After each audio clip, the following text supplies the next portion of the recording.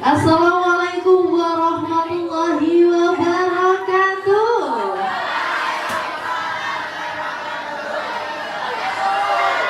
Selamat pagi teman-teman.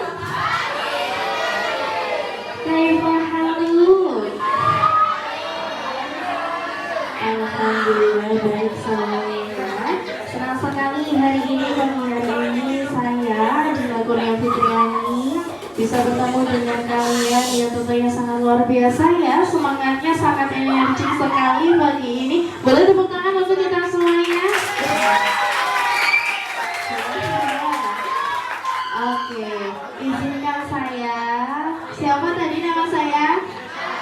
Adila, ya betul sekali. Jadi agendanya hari ini saya akan membahas, akan berdiskusi juga, akan berbincang-bincang dengan teman-teman saya tentang rendahnya motivasi belajar. Mau jadi apa sih kalau kita rendah motivasi belajar? Saya mau tanya nih ke teman-teman, ada nggak sih yang tiap pagi hari ini mau sekolah tapi ngerasanya aku mau sekolah nih? Boleh angkat tangan? Iya. Kok banyak sekali ini?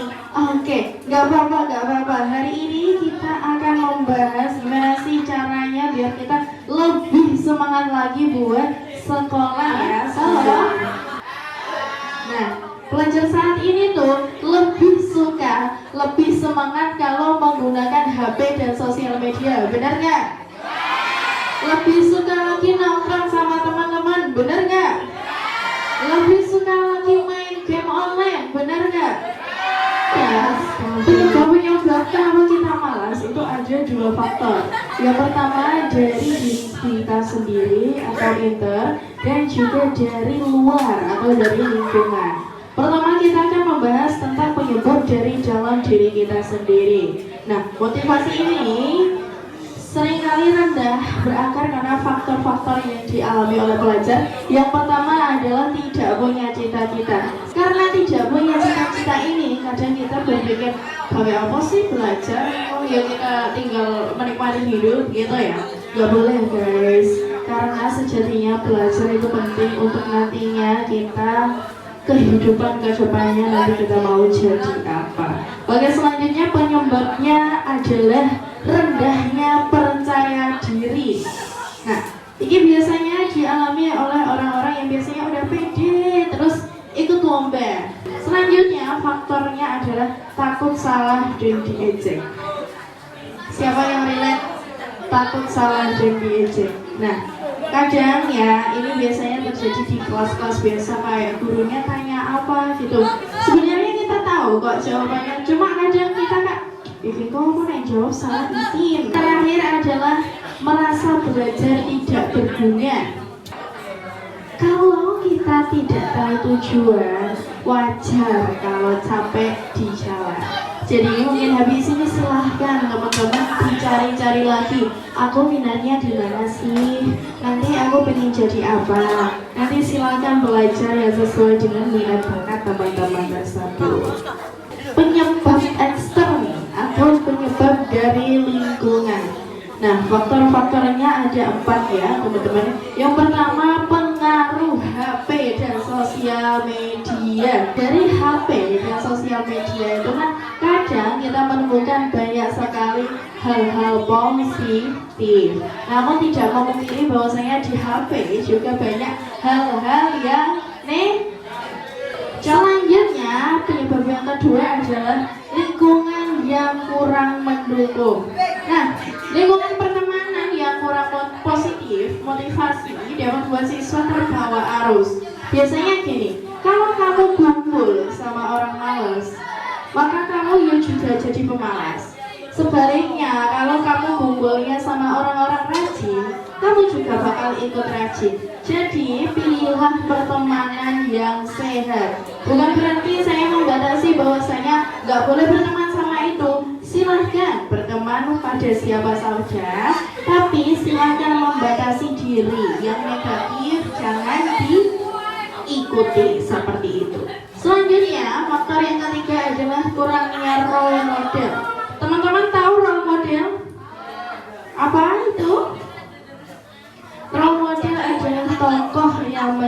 contoh yang kamu anggap, wah aku pengen nih jadi kayak ini, seperti itu. Selanjutnya yang terakhir adalah tekanan ekonomi keluarga. Ya, kadang ekonomi ini memang membuat kita sebagai anak tentunya ya, karena masih anak-anak ya semuanya, merasa kurang maksimal dalam mengejar pendidikan. Dampak yang terjadi dari rendahnya motivasi, yang pertama nilai menurun. Nah ini nih bahaya nih ya, nilai menurun. Karena apa? Kalau nilai turun, otomatis nanti buat jenjang pendidikan kedepannya, masuk SMA, masuk ke dinasan dan lain-lain kan susah ya teman-teman. Ada tidak percaya diri, seperti yang saya katakan tadi ya, bahwa rendahnya capaian akan mengikis kepercayaan diri yang membuat kita siswa itu merasa tidak berharga. Selanjutnya ada mudah menyerah. Nah, pelajar-pelajar yang rendah motivasi belajarnya akan cenderung mudah putus asa menghadapi tantangan sekecil apapun. Selanjutnya terjadinya salah pergaulan. Nah ini kebanyakan karena faktor HP dan lain-lain. Kalau teman-teman gak bisa membatasi pergaulannya ya, solusinya apa sih Kak? Rendahnya motivasi belajar. Yang pertama dan utama adalah kita harus punya tujuan hidup. Nah, gak usah mulu-mulu tujuan hidup saya pengen jadi CEO, saya pengen jadi direktur PT KAI Indonesia. Cukup dengan hal-hal yang simpel aja, punya pekerjaan yang layak. Selanjutnya, keluar dari kemiskinan. Kita mengangkat derajat keluarga, kita mengangkat ekonomi keluarga biar kita tidak terpuruk dalam kemiskinan, sesimpel itu. Dan selanjutnya adalah membanggakan orang tua.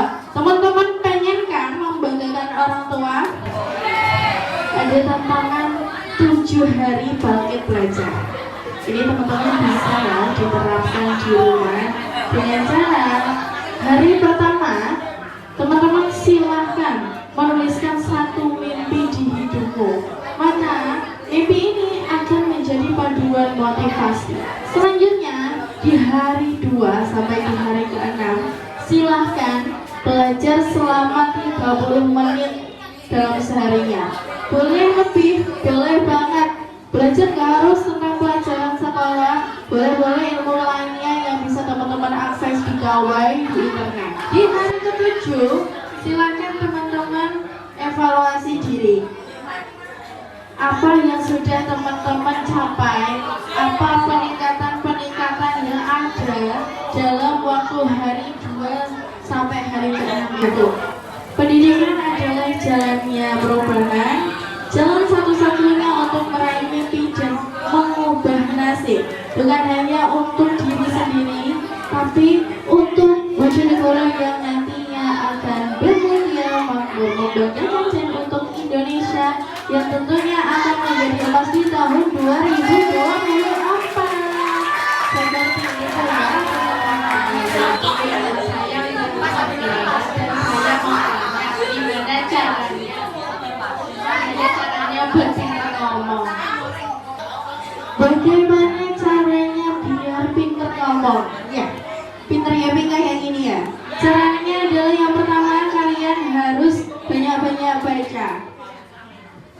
Setelah kalian banyak-banyak baca, silakan lihat orang-orang yang ngomong di TV atau di YouTube. Kalian pelajari intonasinya. Dan setelah itu kalian silahkan berlatih di depan kaca ya. Semoga nanti yang di depan saya menjadi orang-orang sukses. Amin. Orang-orang top Bojonegoro yang dapat membanggakan keluarga. Amin. Oke, mungkin sekian dari saya. Mohon maaf apabila banyak kesalahan yang saya buat. Terima kasih.